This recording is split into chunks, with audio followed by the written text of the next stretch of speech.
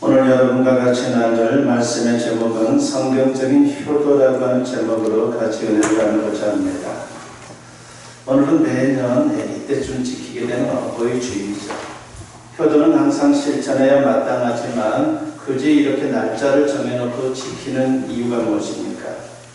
평소에 우리가 제대로 실천하지 못하기 때문일 것이다 라고 하는 생각이 많습니다.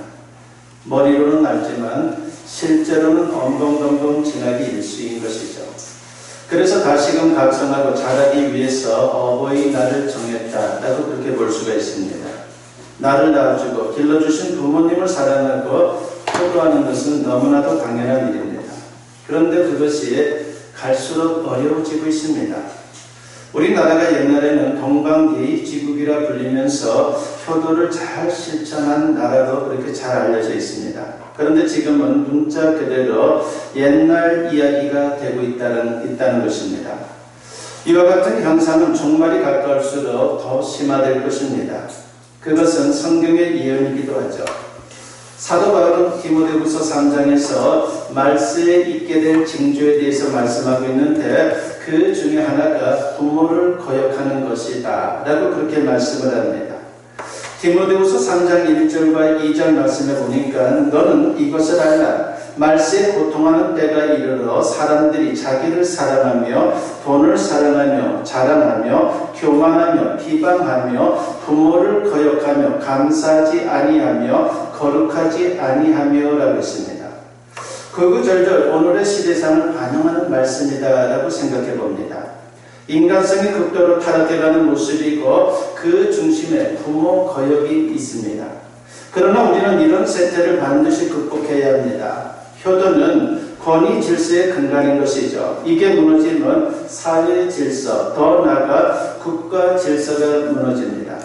성경은 효도를 가리켜서 인간의 기본 도리일 뿐만이 아니라 하나님을 경외하는 성도의 마땅한 도리라고 말씀을 합니다.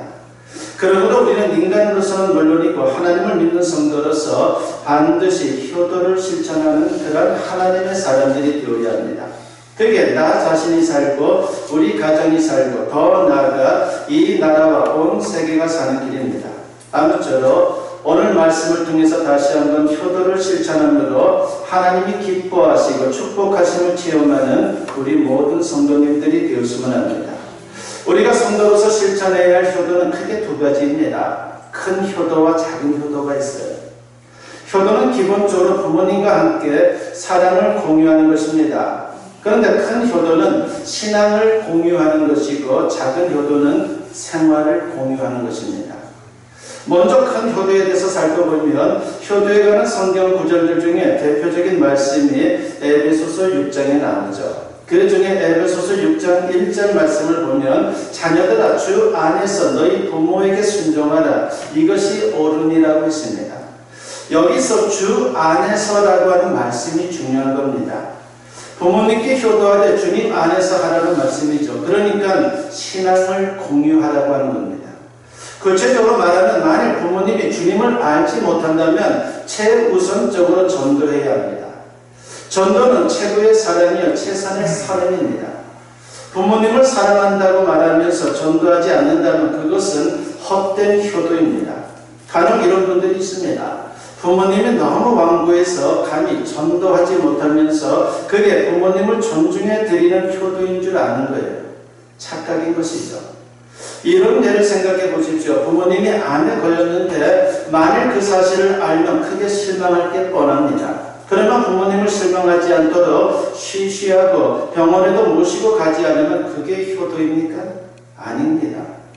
어떻게 해서든 사실에 대해서 말씀드리고 설득해서 병원에 모시고 가서 치료받게 해야 마땅한 것입니다.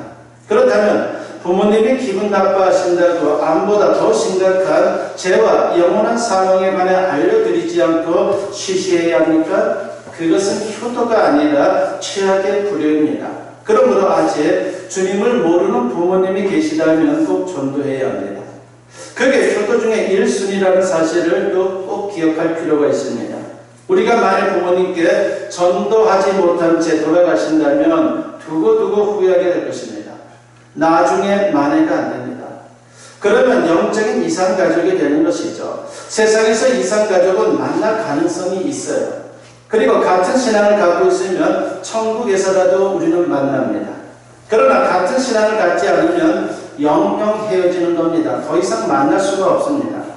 육신의 이산가족도 얼마나 애같합니까? 그래도 혹시 살다 보면 만날 수 있고 영영 못 만나도 신앙이 있으면 천국에서 만날 수 있습니다. 그러나 영적인 이산가족은 영원히 결별하게 되는 겁니다. 그러면 얼마나 슬프고 나중에 얼마나 후회 막심하겠습니까? 예수님은 영적인 이산가족에 관해 말씀하신 적이 있었죠. 마태복음 24장 40절과 41절에 보면 그때 두 사람이 밭에 있음에 한 사람은 데려가고 한 사람은 버려둠을 당할 것이요 두 여자가 맷돌질을 하고 있음에 한 사람은 데려가고 한 사람은 버려둠을 당할 것이니라고 했습니다. 예수님이 재림하실 때 영원한 이산가족이 될 수 있다는 것을 경고하신 말씀입니다. 잘 생각해 보십시오. 육신보다 귀한 것은 영혼이에요. 그리고 현세보다 중요한 것은 내세입니다. 현세의 시간은요, 아무리 100년이 길다 할지라도 잠깐이에요. 그 이후에 우리가 내세에서 지내야 될 시간들은 이것보다 엄청나게 긴 것이죠. 그러므로 신앙이 없는 부모님께는 꼭 십자가 복음에 대해서 전해드려야 합니다. 그것이 최고의 효도입니다. 아무리 육신적으로 잘해드려도 그 영혼이 구원받지 못한다면 천추의 한이 될 것입니다. 그리고 부모님이 신앙이 좋은 분이라면 정말 감사한 일이죠. 그런 경우에는 우리가 신앙생활을 더 열심히 신실하게 하는 게 효도하는 겁니다. 그러면 부모님이 크게 기뻐하실 것입니다. 두 번째로 우리가 생각해 보고자 하는 것은 작은 효도입니다. 작은 효도는 육신의 생활을 공유하는 겁니다. 부모님은 우리를 사랑하되 항상 염려하고 가장 좋은 것으로 제공해 주십니다. 평생 그런 마음이죠. 이게 정상적인 부모 아닙니까? 성경도 부모님의 사랑을 이렇게 말씀하신 적이 있습니다. 이사야 49장 15절에 보면 여인이 어찌 그 젖먹는 자식을 잊겠으며 자기 태에서 난 아들을 긍휼히 여기지 않겠느냐. 그들은 혹시 잊을지라도 나는 너를 잊지 아니할 것이라고 했습니다. 물론 이 말씀은 하나님의 무한한 사랑을 증거하는 말씀이지만 동시에 어머니의 사랑을 증거하고 있는 겁니다. 간혹 자식을 소홀히 대하고 학대하는 부모도 있는 것이 우리의 현실입니다. 말세는 그런 일들이 좀 더 빈번하게 일어날 것입니다. 그래서 각 나라에서는 아동학대 방지법이 제정되고 있죠. 영국은 과거에 센사의 나라라고 하는 이름이 있었습니다. 하지만 안타깝게도 아동을 돌보지 않고 학대하는 부모가 약 150만 명 정도 된다고 합니다. 이 사람들은 자기 자식을 학대하는 거예요. 영국만 그러겠습니까? 우리도 그런 일들이 얼마나 많아요. 자기 자식임에도 불구하고 엄청난 학대를 가하다가 결국은 죽음에 이르게 하는 그런 일들이 심심치 않게 벌어지고 있습니다. 그래서 영국 정부는 신데렐라법이라고 하는 아동학대 방지법을 제정해서 시행하고 있습니다. 이런 예외적인 인간들이 있지만 그래도 부모님의 사랑은 인간의 사랑 중에서 하나님을 가장 많이 닮은 사랑이다라고 말할 수 있는 겁니다. 어느 치매 할머니의 이야기입니다. 부산 서부경찰서 관내에서 있었던 사건이죠. 한 할머니가 남루한 행색의 보따리 2개를 들고 거리를 헤매고 있습니다. 이를 목격한 한 시민이 경찰에 신고해서 경찰관이 출동을 했습니다. 그런데 할머니를 만나보니 자신의 이름도 딸의 이름도 기억하지 못하는 치매 환자였어요. 그저 보따리만 꼭 끌어안고 이렇게 중얼거립니다. 우리 딸이 아기를 낳았는데 병원에 있어요. 그 말만 계속 하는 거예요. 그런데 할머니가 슬퍼 차리는 것으로 보아 동네 부근에 사는 분이다 라고 그렇게 판단하고 사진을 찍어서 동네에 배포해서 이제 그 할머니가 누구인지를 알게 되었습니다. 결국 딸이 입원한 병원을 찾아냈고 순찰차로 모시고 갔습니다. 할머니가 병실에 들어서자 갓난 아이와 함께 누워있던 딸이 보고 눈물 섞인 목소리로 외칩니다. 엄마.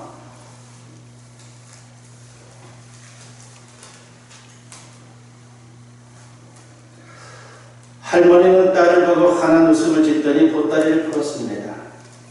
거기에는 미역국, 나물 반찬, 흰밥 등 갖가지 음식이 있었습니다. 그걸 펼쳐놓더니 딸에게 말합니다. 어서 먹으라고 말합니다.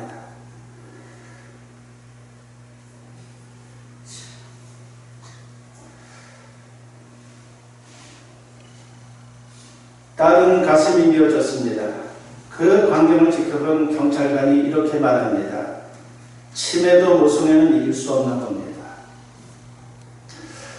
우리 부모님은 이렇습니다. 그 사랑을 외면하면 불효인 것이죠. 그리고 하나님을 믿는 성도라면 불신앙의 죄를 짓는 것입니다. 그러므로 우리는 부모님의 사랑에 보답하는 삶을 살아야 합니다. 그러기 위해서 부모님과 생활을 공유해야 한다는 그런 사명감과 또한 의무감을 우리가 꼭 가져야 합니다. 그래서 우리가 먼저 해야 될 것은 부모님을 공경하는 것이죠. 잠언 23장 22절에 보면 너를 낳은 아비에게 청정하고 내 늙은 어미를 경히 여기지 말지니라 했습니다. 여기서 청정이라고 하는 것은 순종을 뜻하는 것이고 경히 여기지 말라는 말은요 공경하라고 하는 뜻입니다. 에베소서 6장 2절에 보면 내 아버지와 어머니를 공경하라. 이것은 약속이 있는 첫 계명이니라고 했습니다. 여기서 공경하다라고 하는 말은요 가치를 인정하다, 존귀하게 여긴다는 등의 뜻이 있습니다. 이 말이 구약 성경에서는 원어로 카데드라고 그렇게 표현하는데 본래는 간이라고 하는 뜻이에요. 우리 인체의 내부 장기 중에 하나인 간을 뜻하는 겁니다. 간은 인체에서 크기에 비해 아주 무거운 부위여서 무거움이라고 하는 뜻을 갖습니다. 그러니까 부모를 공경하는 것은 곧 부모를 무겁게 여긴다, 귀중히 여긴다, 존대한다는 뜻을 갖습니다. 성경을 연구해 보면 훌륭한 신앙인들은 예외 없이 효자들이었어요. 여기서 예외적인 사람은 아무도 없습니다. 솔로몬은 왕이었지만 어머니 바세바가 행차하면요 왕자에서 일어나 절을 드린 후 오른쪽에 앉혀드렸습니다. 성경은 그렇게 기록을 하고 있죠. 요셉은 아버지 야곱이 애굽으로 이민 올 때에 수레를 가지고 멀리 고센 땅까지 가서 그를 아버지를 영접합니다. 그리고 평생 공경하며 잘 모셨습니다. 예수님은 하나님의 아들로 마리아와 요셉의 구세주임에도 불구하고 육신의 부모로 깍듯이 모시고 순종을 했어요. 그래서 우리 믿음의 사람들은 어떻게 부모님을 공경해야 하는지를 당신이 몸소 보여준 겁니다. 누가복음 2장 51절에 보면 예수께서 함께 내려가사 나사렛에 이르러 순종하여 받으시더라고 성경은 분명히 우리에게 말씀합니다. 그리고 십자가에서 운명하실 때 극한 고통 중에도 모친 마리아에게 마지막 인사를 드리고 제자 요한에게 어머니를 부탁하는 장면이 나옵니다. 부디 저와 여러분도 부모님을 잘 공경함으로 하나님을 기쁘시게 해드릴 수 있는 그런 하나님의 사람들이 되었으면 합니다. 두 번째로 우리가 생활을 공유한다는 것은요 봉양하는 것입니다. 봉양한다는 말은요 받들어 모시는 것을 뜻하는 것이죠. 잠언 23장 25절에 보면 내 부모를 즐겁게 하면 너를 낳은 어미를 기쁘게 하라고 했습니다. 봉양은 무엇보다도 부모님을 즐겁게 기쁘게 해드리는 것입니다. 부모님이 젊었을 때 한창 달리던 분이라도 나이가 들어 노인이 되면요 여러 면에서 분색해져요. 너무나도 약해집니다. 과거의 모습이 화려했어도 나이가 들면 의기소침해지기 일쑤입니다. 그러므로 그런 감정을 느끼지 않도록 육신적으로나 정신적으로 자식들은 잘 돌봐드려야 하는 겁니다. 육신적으로는 물질이 궁핍하지 않도록 도와야 하며 건강 또한 잘 살펴드리는 것이 자식의 도리인 것이죠. 그리고 무엇보다 자손들이 서로 우애하는 모습을 보이는 것 또한 대단히 중요한 겁니다. 가족 간의 불화, 갈등으로 걱정을 끼치면 안 됩니다. 아무도 이게 물질적으로 잘해드리는 것보다 더 나은 효도일 것입니다. 그리고 중요한 것은 살아계실 때 효도해야 합니다. 세상에는 살아계실 적엔 소홀히 하더니 돌아가시고 나니까 효자난 것처럼 야단인 사람들이 의외로 많아요.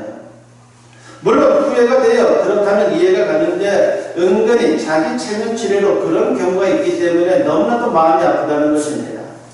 그것은 부모 공경이 아닌 것이죠. 부모님은 오래 기다릴 수 없습니다. 그래서 지금 하는 게 중요합니다. 아직 살아계시다고 생각 없이 지내다 보면요 막상 돌아가시면 얼마나 후회박심합니까? 국제구호 전문가인 한기아 씨가 있습니다. 이분이 그 전에 신문에 기고한 칼럼이 있는데 거기에 보면 이런 내용이 나옵니다. 오래전 세계 일주를 할 때에 국제 전화 요금이 너무 비싸고 전화하기가 너무 힘들어서 어머니에게 몇 달에 한 번 정도 기본 통화만 했습니다. 지금은 우리가 인터넷을 통해서 참으로 전 세계 어디 있더라도 인터넷만 되면 수월하게 전화를 할 수 있고 영상으로도 전화를 하죠. 거의 무료에 가깝게 말입니다. 근데 옛날에는 그렇지 않았죠. 큰 마음을 먹어야지만이 전화를 할 수 있고 그땐 얼마나 힘들었습니까? 용건을 그렇게 말하는데 어머니가 우시면 윽박지를 때가 너무나도 많았어요. 그리고 여러 번 일본 여행을 모시고 가겠다고 약속했지만 그 약속을 이루지 못한 채 어머니가 돌아가셨습니다. 그래서 그는 이렇게 아쉬워합니다. 지금 딱 3분만 전화할 수 있다면 엄마에게 다정하게 말할 텐데 그렇게 후회하는 거예요. 부디 우리의 효도를 받아줄 수 있는 부모님이 계시다면 감사하면서 최선을 다해 생활을 공유하며 섬길 수 있는 우리 모든 성도님들이 되었으면 합니다. 효도는 당연한 도리지만 하나님은 성경에서 적극적으로 권면하면서 포상하겠다라고 약속하는 그런 놀라운 축복의 말씀이죠. 그래서 성경을 보면 효자와 불효자의 인생이 완전히 갈린다는 것을 우리가 알 수 있습니다. 효자의 인생은 하나님이 축복하십니다. 반면에 불효자의 인생은 하나님이 저주하십니다. 사도 바울은 에베소서 6장 2절과 3절에서 부모 공경에 관해 이렇게 말씀을 합니다. 네 아버지와 어머니를 공경하라. 이것은 약속 있는 첫 계명이니 이로써 네가 잘되고 땅에서 장수하리라고 했습니다. 10계명 중에 대인 계명 중에 첫 번째 계명이 부모 공경이에요. 그만큼 우리가 인간관계 속에서 제일 중요한 게 부모 공경이다라고 하는 것입니다. 그리고 여기 보면 유일하게 축복의 약속이 붙어 있어요. 부모님을 공경하는 사람에게는 하나님이 형통과 장수의 축복을 주신다는 겁니다. 요한은 예수님의 부탁대로 예수님의 어머니 마리아를 한평생 섬겼습니다. 자신과 피를 나눈 그런 어머니는 아니었지만 예수님의 부탁을 받고서 내 어머니처럼 생각하면서 평생토록 그 어머니를 마리아를 섬겼습니다. 하나님은 그런 요한에게 영적인 축복을 풍성하게 주셨죠. 원래 그는 성질이 불같아서 성경에 보니까 우레의 아들이라고 하는 그런 별명이 있는 사람입니다. 그러니까 아주 굉장히 불같아서 순간적으로 화를 확 내는 그런 성격의 사람인데 참으로 그런 그가 나중에는 어떻게 바뀝니까? 성경은 그를 사랑의 사도라고 소개를 합니다. 하나님에 의해 변화된 것이죠. 축복받은 겁니다. 뿐만 아니라 그는 예수님의 제자 중에 90세를 넘게 산 축복을 누린 사람이기도 합니다. 핍박의 시기에 많은 성도들에게 존경을 받으며 90세를 살았다는 것은요, 하나님의 축복이에요. 장수가 무조건 다 축복은 아니죠. 어떻게 보면 누워서 참으로 비참하게 오래 사는 것은 어떻게 보면 너무나도 안타까운 일이에요. 근데 요한은 그렇지 않았어요. 아주 깔끔하게 건강하게 그렇게 오래도록 장수를 했습니다. 그 옛날의 말입니다. 핍박의 시기에 많은 성도들에게 존경을 받으면서 90세를 살았다는 것은 그래서 하나님의 축복이다라고 말할 수밖에 없는 겁니다. 저는 이 설교를 준비하면서 하나님이 참으로 효자에게는 건강의 축복을 주시는구나, 장수의 축복을 주시는구나 하는 것을 아주 실감나게 깨닫게 되더라고요. 저에게도 어머님이 계시죠. 하루에 한 번씩 저녁 시간에 꼭 어머니를 방문합니다. 그래서 1시간 정도 어머니와 대화도 나누고 또 필요한 것이 있으면 도와드리고 그렇게 하고 이제 집에 돌아오는데 제가 어머니가 약해지고 나서 하는 기도 제목이 있어요. 그것은 어머니가 집에서 편안하게 지내시다가 그렇게 하나님 나라 갔으면 좋겠습니다. 오래 살게 해달라고 기도하진 않아요. 편안하게 인생의 마지막이 아름답도록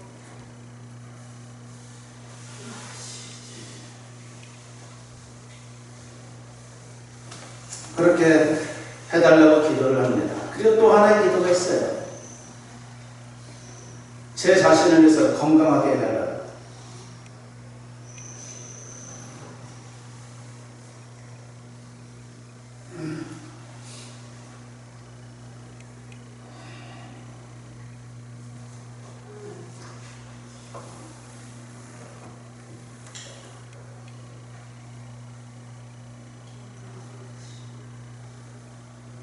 어머니가 천국에 갈 때까지 잘 모시기 위해서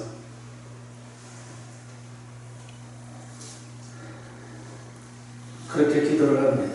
요한도 그랬던 것 같아요. 친어머니는 아니지만 예수님의 부탁을 받고 하나님 나를 건강하게 해주세요.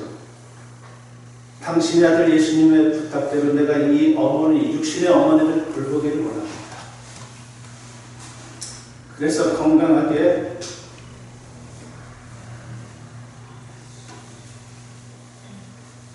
그렇게 돌보면서 90세를 살았다라고 하는 생각이 옛날에는 그냥 문자적으로만 그렇게 알았는데 제가 막상 겪어보니까 이렇게 기도했겠구나 하는 생각이 들더라고요. 요한은 60세에 에베소로 건너가서 에베소 교회 감독으로 있으면서 마리아가 세상을 떠나기까지 그곳에서 자신의 어머니로 모셨습니다. 아마도 하나님께서 이 책임을 다하도록 그에게 장수와 건강의 축복을 주신 것이다 라고 그렇게 생각합니다. 그리고 하나님은 요한을 통해 요한복음 그리고 요한 1, 2, 3서 그리고 요한계시록까지 기록하도록 은혜를 베푸셨습니다. 그러므로 성도는 부모님을 정기 여겨야 합니다. 그렇습니다. 뭐든지 대강 알지 말고 정확히 알 필요가 있는 것이죠. 제사 문제도 마찬가지입니다. 왜 교회에서 제사를 금합니까? 제사를 지내지 않는 것이 조상을 무시하고 효도를 안 하는 것입니까? 어떤 분들은 그렇게 생각하죠. 그러나 그렇지 않습니다. 그 이유를 바르게 우리가 알아야 합니다. 성경은 분명히 말합니다. 제사는 효가 아닙니다. 제사와 효도는 아무런 관련이 없습니다. 사람이 죽으면 그의 영혼은 천국과 지옥으로 나뉩니다. 이 땅에 그의 영혼이 돌아다니는 것이 아닙니다. 음식을 차려놓고 제사 드릴 때 죽은 부모의 영이 와서 절을 받고 음식을 먹는 것이 아니에요. 그래서 고린도전서 10장 20절이나 신명기 32장 17절에서는 제사는 부모에게 하는 것이 아니라 귀신을 섬기는 것이다 라고 그렇게 분명히 말씀합니다. 효도는 부모님이 살아있을 때 하는 것입니다. 그러므로 우리는 이방 여인 룻과 같이 부모 공경을 결단해야 합니다. 시어머니 나오미에 대한 룻의 성김과 공경은 그 가정을 회복시켰고 축복의 가문으로 만들었어요. 반대로 성경은 불효자를 철저히 저주한다라고 경고를 하죠. 신명기 27장 16절에 보면 그의 부모를 경홀히 여기는 자는 저주를 받을 것이라 할 것이요 모든 백성은 아멘할지니라고 했습니다. 그리고 잠언 30장 17절에 보면 아비를 조롱하며 어미 순종하기를 싫어하는 자의 눈은 골짜기에 까마귀에게 쪼이고 독수리 새끼에게 먹히리라고 했습니다. 그리고 출애굽기 21장 17절에 보면 자기의 아버지나 어머니를 저주하는 자는 반드시 죽일지니라고 했습니다. 우리도 우리 자녀들도 제대로 된 효도를 통해 하나님의 축복을 누렸으면 합니다. 무엇보다 나중에 자녀들에게 우리가 효도를 받으려면 지금 부모님께 잘해드려야 돼요. 자식은 부모의 하는 삶의 모습을 보고 배우는 거죠. 정채봉 씨가 쓴 멀리 가는 향기라고 하는 책이 있습니다. 거기에 이런 이야기가 나오죠. 어떤 집에 할머니, 아버지, 어머니, 손자의 소년이 살고 있었어요. 소년의 어머니와 아버지가 가끔씩 다투더니 시간이 가면 갈수록 싸움이 잦아지고 커지는 것입니다. 부부 싸움의 이유는 다른 게 아니에요. 할머니 때문이었습니다. 어머니가 할머니를 모실 수 없다고 그렇게 자꾸 말하는 거죠. 결국 소년의 어머니와 아버지는 합의를 합니다. 할머니가 묵을 방을 하나 얻어서 내보내기로 한 겁니다. 낙엽이 우수수 지는 날 온 식구들이 달려들어서 할머니의 이삿짐을 꾸렸습니다. 그런데 소녀는 종이와 연필을 꺼내와서 적기 시작합니다. 헌옷장 1개, 전기장판 1개, 담요 하나, 밥통 하나 등등 이삿짐 내용들을 다 적는 거예요. 그래서 어머니가 물었습니다. 너 왜 그런 거 쓰니? 소년이 대답합니다. 다음에 어머니를 내보낼 때 제가 챙겨드릴 품목들이에요 라고 말합니다. 보는 것이 배우는 것이죠. 부모에게 잘해야 나중에 효도를 받는 그런 인생이 되는 겁니다. 오늘 어버이주일을 보내면서 하루짜리 일회용 어버이주일로 끝내지 않았으면 합니다. 마치 행사를 치르듯 부모님께 선물이나 해드리고 그것으로 효도를 다한 것으로 여기지 말았으면 좋겠습니다. 오늘 말씀을 마음 깊이 새기고 이전보다 더 나은 모습으로 부모님께 큰 효도와 작은 효도를 잘할 수 있는 우리 모든 성도님들이 되었으면 합니다. 그래서 부모님을 기쁘시게 해드리고 더 나아가 하나님을 기쁘시게 해드림으로 자자성성 하나님의 축복을 받아들일 수 있기를 주님의 이름으로 간절히 축원합니다.